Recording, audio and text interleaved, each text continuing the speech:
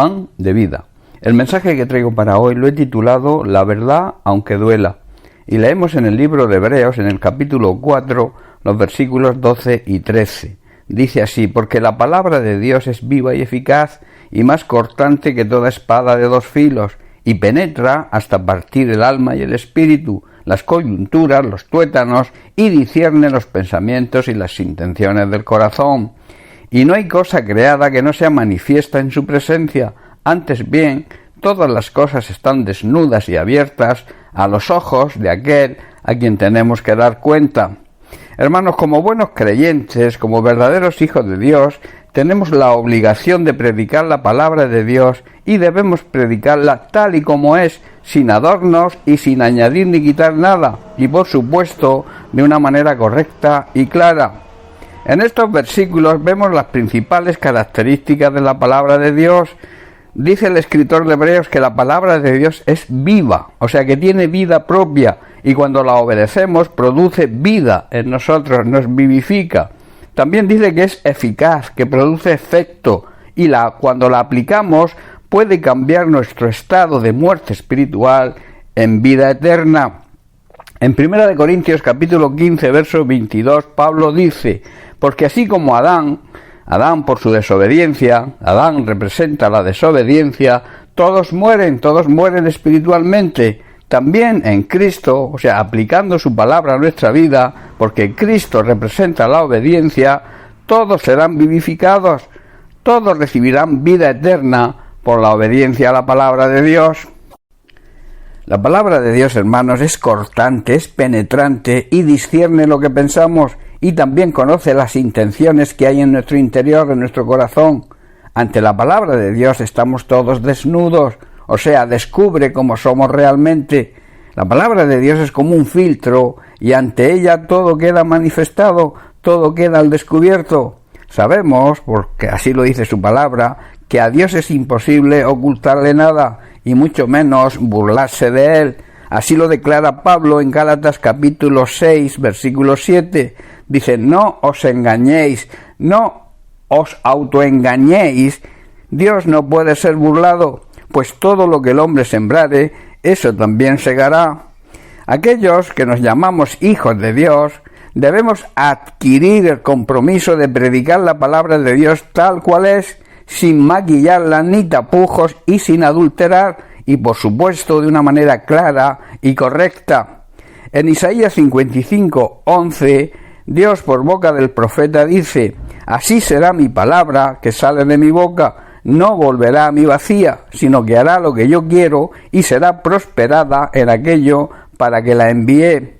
La palabra de Dios es enviada para que cumpla el propósito por el cual Dios la envía. Tenemos el ejemplo de Jesús, que es el Verbo, es la palabra hecha carne, un ser humano que fue enviado a la tierra y cumplió su propósito. El problema es que hoy las iglesias están llenas de personas que ponen en práctica la palabra de Dios a su manera, según su forma de pensar, y no a la manera de Dios. En Mateo capítulo 3 vemos a Juan el Bautista preparando el camino para la venida de Jesucristo y predicando sin poner paños calientes y de una forma clara y correcta. Leemos en el versículo 1 de este capítulo 3, dice: en aquellos días vino Juan el Bautista predicando en el desierto de Judea y diciendo: arrepentíos, porque el reino de los cielos se ha acercado. Y en el versículo 7 dice: al ver que muchos de los fariseos y de los saduceos venían a su bautismo, lo hacían de una forma ritual, sin arrepentimiento, les decía: generación de víboras, ¿quién os enseñó a huir de la ira venidera?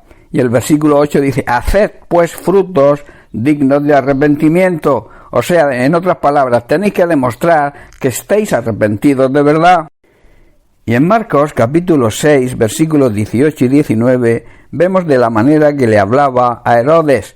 Le decía Juan el Bautista, dice: no te es lícito tener la mujer de tu hermano.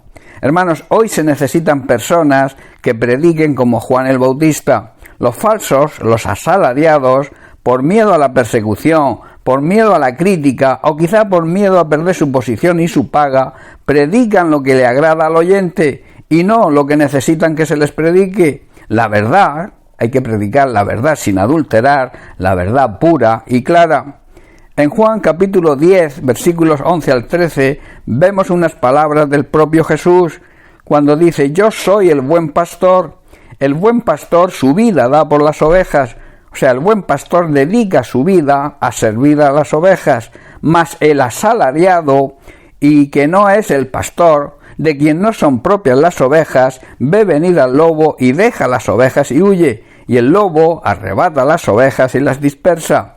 Así que el asalariado huye, porque es asalariado, es un empleado a sueldo y no le importan las ovejas, le importa solamente su paga. Hermanos, el buen pastor siempre te va a predicar la verdad, la palabra de Dios clara, pura y sin adulterar. Aunque esa verdad en un principio te haga daño, al final va a producir el propósito de Dios y dará fruto. El mal pastor, el asalariado, te predicará lo que te guste para que no te enfades y pueda así mantener su puesto y su paga. Estos falsos ministros viven del Evangelio y no viven para el Evangelio. Hermanos, los verdaderos ministros son recompensados por Dios. Recordemos que Dios pedirá cuentas y dará a cada uno lo que merezca. Dios hará justicia. Y también a estos verdaderos ministros Dios cubre su necesidad utilizando a personas, a creyentes fieles que entienden la palabra de Dios y reconocen que el obrero merece un salario. Acabo con una frase que dijo John Hus, un mártir del siglo XV que murió en la hoguera. Dijo así: prefiero hacer daño con la verdad que matar con la mentira. Bien, hermanos, pues hasta aquí el mensaje de hoy. Bendiciones para todos, un abrazo.